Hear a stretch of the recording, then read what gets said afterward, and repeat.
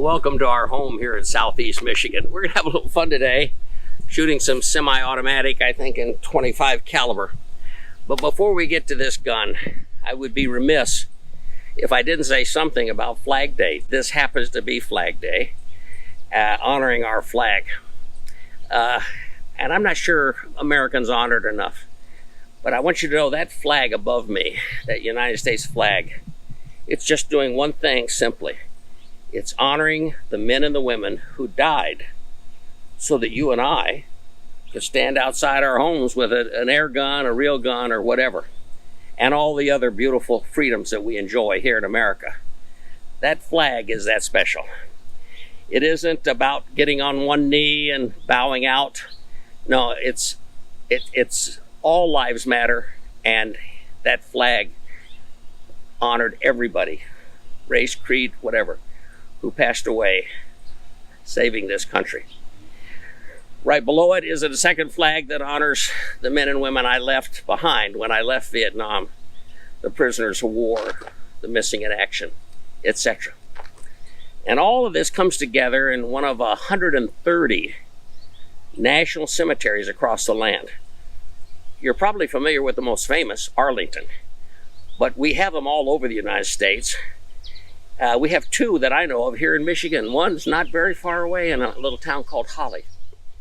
But let me talk about Arlington for a moment. We have 400,000 soldiers that are buried there.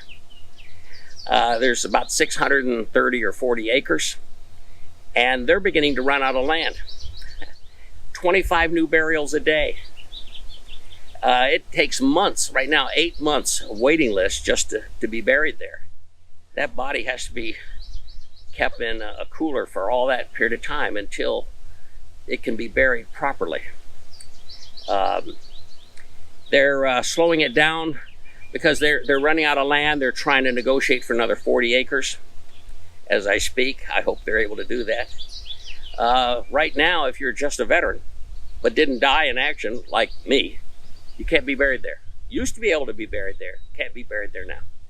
Just those who've died, 25 a day, being buried there with a gun salute, etc., etc. So join me on Veterans Day, where we honor all veterans, on Flag Day and Memorial Day, where we honor those who gave their lives. These are 3 moments, 3 days in 365, where we slow down just a little bit and take advantage of these days to honor those who served.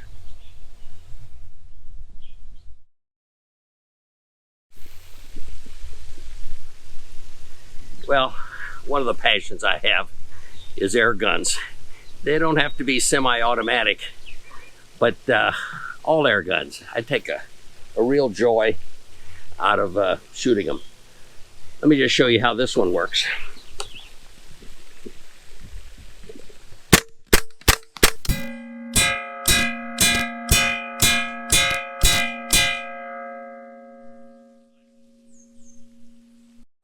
So this is what you call a dog pile, and 7 are down there. The 8th one is up here in my wife's arms. And have the eyes opened up, Dr. Paula? They just did. So now they can see. How about the ears? Are the ears opened up yet? Well, the ears, let's see here. Kind of. They're slowly opening up. So this second passion I have, air guns and puppies. I believe, this is my belief now, that the good Lord keeps the eyes closed and the ears closed so that this nose can work. And for about a week, and that's how old these puppies are, they learned the smell of their mother, where that milk is. And now the good Lord's letting them have these other features of being able to see and to hear. Paula, do all of these puppies have a home waiting for them? They sure do. They have happy homes to go to. And this puppy hospital is where you allow them to give birth. Mother Angel is sitting down here. She's keeping an eye on all of us to make sure that we don't leave with one of her puppies. But this is the puppy hospital, where 2 or 3 times a year we have a litter of puppies come into the world. I've been asked to comment on guns in general. For one reason, another passion of mine is gun shows and setting up as many as 8 tables with guns and knives on it. Dr. Paula has helped me on occasion. Renee's helped me on occasion. And you can't do gun shows without having the pulse of guns. We've seen in this past year of prices of guns just going through the roof. In large part, guns have gone up twice. $300 gun is now $600. We've seen a box of ammo go up 4 times. A $100 box of ammo for $400. People that manufacture ammo tell me that they are now 2 years behind in their manufacture. That it'll be 2 years before we even have, as you know, everything works on supply and demand, before we have a supply that might help get this price down. What caused this?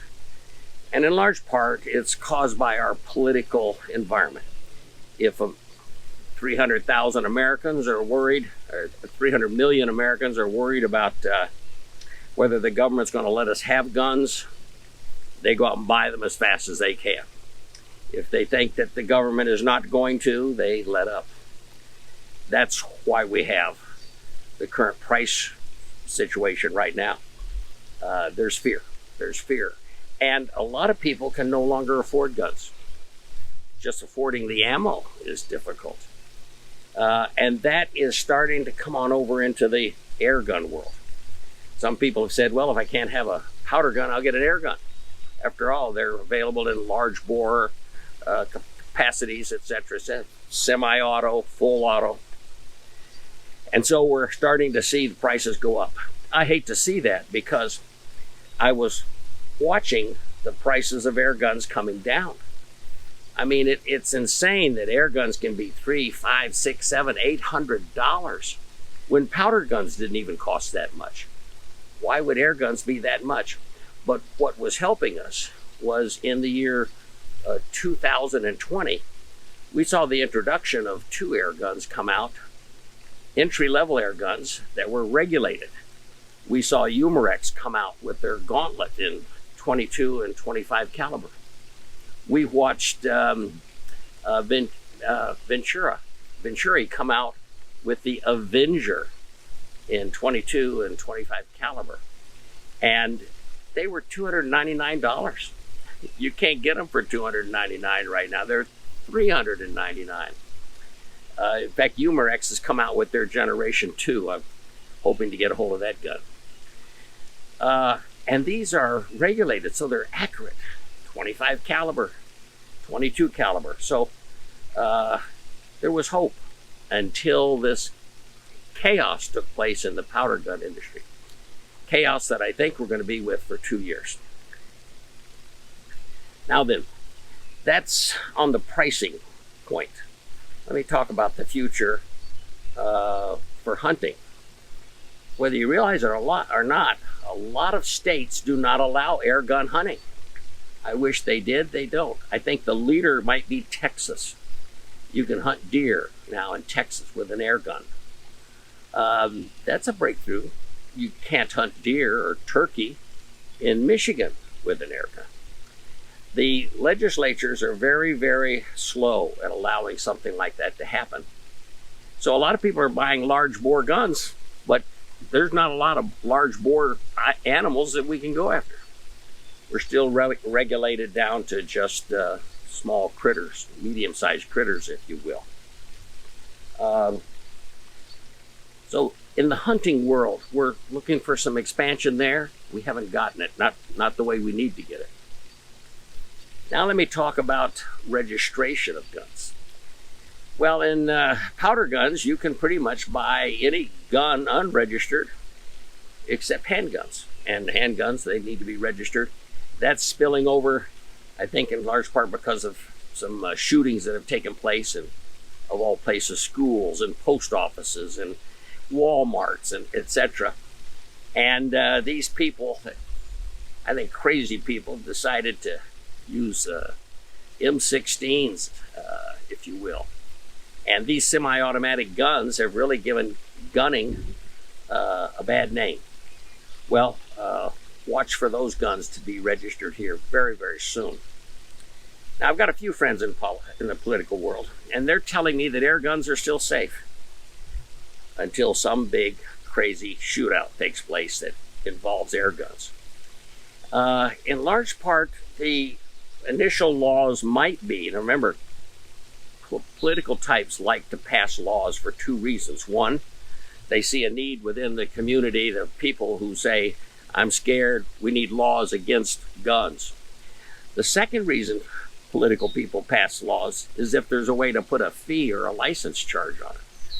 There was talk of having a license fee for ammo, a license fee for semi-automatic and automatic guns. That would have slowed them down, but this current eruption of prices has gone way beyond whatever tax would have been on them. And so it's possible that air guns would see a tax. It's possible that taxes, regulations might come in on air guns.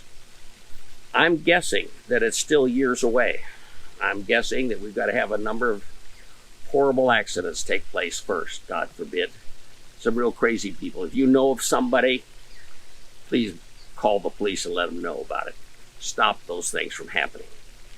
You might be saving the future of air guns by doing so. When they do come, they're probably going to go after the large bore first. 50 caliber, 45, 40 caliber, 357. That might be where they'll attack first. The 22, 25, 17 would be spared. So you might be careful going in and buying that larger caliber. It's possible that in a half a dozen years it could be illegal or have to be registered. So be careful in selecting. I've got a video coming up on what's the right caliber for you. Not for me, but for you. What's the right caliber for you when it comes to air guns? And I think one of the things might be impacted is if they ever have registration required, they'll come after the large bore first.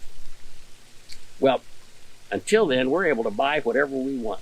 We're able to shoot whatever we want in almost any place that we want. And that will continue, I think. That's good. So that's what I think is happening politically and cost-wise, hunting-wise. A number of factors impact our passion for air guns. Let me suggest that something about Google, who owns YouTube. Please give us a thumbs up. Please subscribe so you're first in line to get new videos.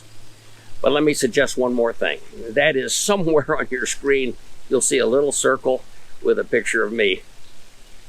If you click on that picture, you'll see our full channel. I think this is video number 41. And we cover a lot of things, not just hunting and accuracy, etc., but various guns. Check out that library of our channel and see if there's something there that might be of help to you. All of this is designed to help you be air gun sharp.